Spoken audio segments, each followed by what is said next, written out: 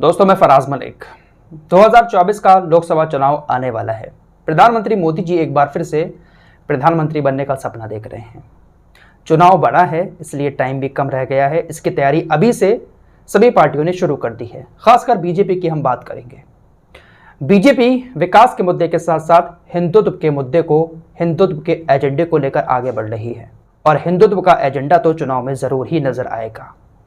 2019 के चुनाव में बीजेपी के जो सबसे अहम मुद्दे थे वो था राम मंदिर, कश्मीर में आर्टिकल 370 को हटाना और यूसीसी यानी यूनिफॉर्म सिविल कोड। ये 3 कोर मुद्दे थे, जिसमें से 2 मुद्दे पूरे हो चुके हैं। आर्टिकल 370 कश्मीर से हटा दिया गया है। राम मंदिर का निर्माण हो रहा है और खबरें ऐसी आ रही हैं कि जनवरी 2024 में राम मंदिर बनकर तैयार हो जाएगा, उसका उद्घाटन होगा और उद्घाटन प्रधानमंत्री मोदी जी के हाथों से होगा। और राम मंदिर का उद्घाटन होने के बाद कुछ दिन तक वहां पर कार्यक्रम भी होंगे, यानी पूरा माहौल हिंदुत्वमय बनाने की यहां पर शायद कोशिश होगी।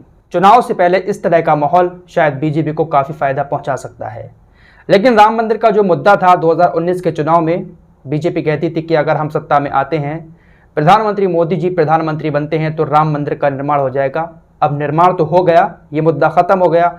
आर्टिकल 370 भी हट गया, ये मुद्दा भी खत्म हो गया। अब बारी है यूनिफॉर्म सिविल कोड की, और इसको लेकर चर्चाएं भी शुरू हो गई हैं।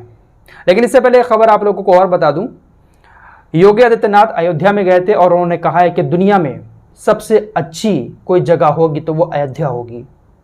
अयोध्या को ऐसा संवारा जाएगा कि दुनिया में सबसे अच्छी जगह होगी।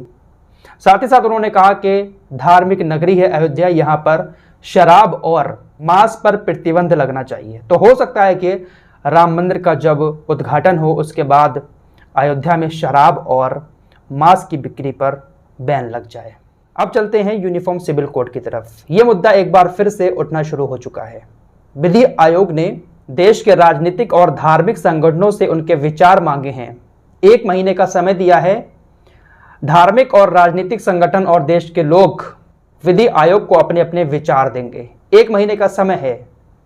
देखते हैं कि 1 महीने के बाद क्या फैसला आता है। यूनिफॉर्म सिविल कोड लागू होने की चर्चाएं शुरू हो चुकी हैं।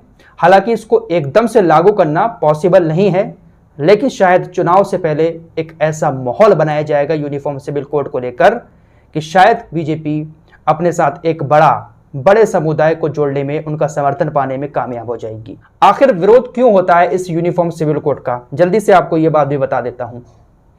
दोस्तों, हमारे देश के अंदर सभी धर्मों के अलग अलग कानून हैं, सबके अलग पर्सनल लॉ हैं। मुस्लिम पर्सनल लॉ बोर्ड अलग है, हिंदुओं का पर्सनल लॉ अलग है, ईसाइयों का, सिखों का, सबका अलग अलग है। एक छोटा सा एग्जांपल आपको शादी का देता हूं। मुस्लिम पर्सनल लॉ बोर्ड में यह नियम है कि अगर किसी शख्स की 1 बीवी है तो वो 2, 3, 4 कर सकता है उसके होते हुए भी। लेकिन हिंदू पर्सनल लॉ में यह है कि अगर 1 बीवी है और वो जिंदा है तो उसके जिंदा रहते हुए कोई हिंदू मर्द दूसरी शादी नहीं कर सकता। ये हिंदुओं का पर्सनल लॉ है। सबके अलग अलग लॉ हैं। हिंदुओं में शादियां 7 फेरे लेकर की जाती है, मुसलमानों में कबूल है किया जाता है। ऐसे ही जमीन के बंटवारे को लेकर भी अलग अलग कानून है, बच्चे गोद लेने को लेकर भी अलग कानून है।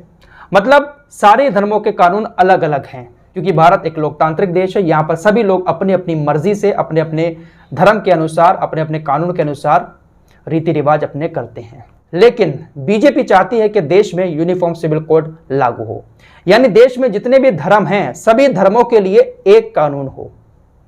जो शादी का कानून हिंदुओं का हो वही कानून मुसलमानों का, वही सिखों का, वही ईसाइयों का। जो तलाक का कानून मुसलमानों का हो वही हिंदुओं का हो, वही सिखों का हो, वही ईसाइयों का हो। मतलब एक कानून हो सभी धर्मों के लिए।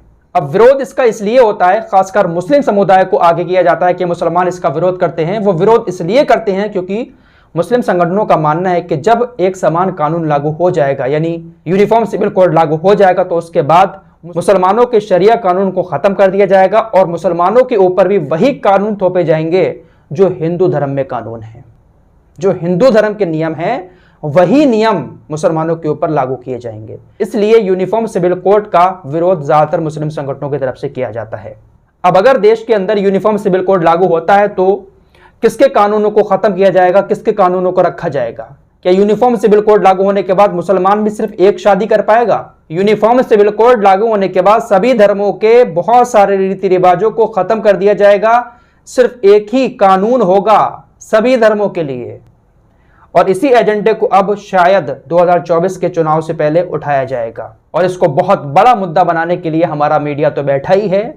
लंबी चौड़ी डिबेट्स होंगी, नेता लोग बैठेंगे आकर, और एक माहौल ऐसा बना दिया जाएगा कि बीजेपी एक बहुत अच्छा मुद्दा देश के अंदर लेकर आई है, बीजेपी उसका समर्थन कर रही है, और सारी विपक्षी पार्टियां देशद्रोही हैं। ये पार्टियां नहीं चाहती हैं कि देश के अंदर यूनिफॉर्म सिविल कोड लागू हो। ये देश विरोधी लोग हैं जो इस कानून का विरोध कर रहे हैं। इस तरह की बहुत सारी बातें आने वाले दिनों में हमारे सामने आ सकती हैं। ऐसा माहौल अब शायद बनाया जाएगा, क्योंकि 2024 में एक मुद्दा, बड़ा मुद्दा तो चाहिए है, एक बड़ी संख्या में वोटरों को खुश करने के लिए। तो देखते हैं कि एक महीने के बाद विधि आयोग क्या फैसला लेता है।